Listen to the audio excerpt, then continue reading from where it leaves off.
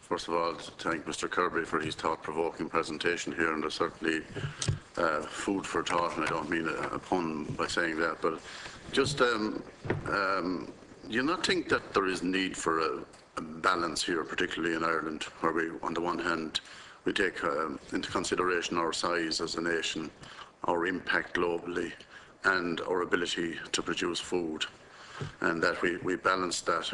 If we look at the greater world, the wider world, and especially countries in Southeast Asia, even Eastern Europe, and that, like, who are driving clouds of emissions to the skies on a daily basis, and the significant impact that has versus what we have to do. Now, I know we have to play our part, but surely there's a balance there, that we don't strangle ourselves with further bureaucratic restrictions and directives and that in relation to our ability to produce food at a time when half the world is starving. We have to decide whether food security and food safety and the provision of food is more important than the world we live in. And I'm interested in that you state that scientific evidence changes on an ongoing basis. But there are scientists out there who will tell us that no matter what we do in relation to carbon, in relation to climate change, that it has very little effect, that this happens in cycles anyhow, whether it's 100-year cycles or whether it's cycles over the centuries. And this is more part of the balance that I speak about, that, we can get carried away with this. And people like yourself and the so-called experts that you talk about. And I would be interested in knowing what's your definition of an expert. For example, we could have had experts in the financial field like Mr. Fingleton or Mr. Dunn in construction. Are those the sort of people that you're talking about when you speak about experts? And the ordinary people of this world are probably the more educated of all, and there doesn't seem to be any room for those when their thoughts have been taken into consideration. But the effect that we have here in Ireland, I would put it to you, Mr. Kirby, is minuscule, no matter what we do. And the thing is that we can do ourselves ultimate damage. I mean, most speakers here have spoken about agriculture. And agriculture is the only industry that has saved this country in times of trouble. And the exports that we send right across the world, 98% of what we produce in agriculture. And we're the nearest to organic production of food in the world that you will get. Natural climate. And you compare that to the factory farming that's carried on in other countries, particularly in the Netherlands and that on the seashore where animals never see daylight. We have to, I think, place more significance on what we have, on our strengths, and then look at climate change from a different light. And the word that I'm concerned about is to get this balance here. I didn't hear you speak about balance today. I mean, you're very passionate about what you're proposing, and maybe,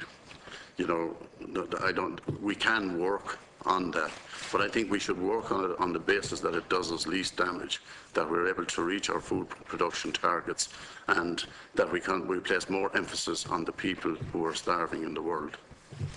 Mr. Kirby. Well, I find this astonishing, to be honest with you.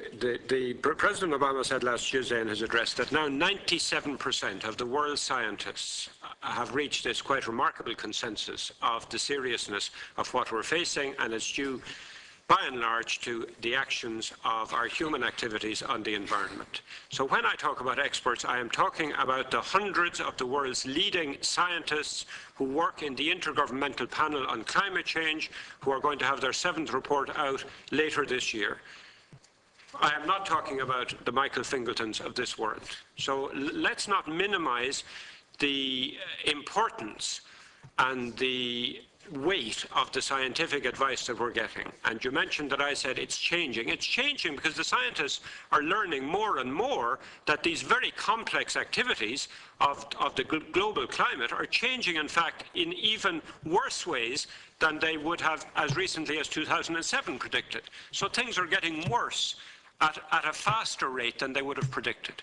Now, what balance means in this planetary emergency, which is what scientists now call it, I don't know.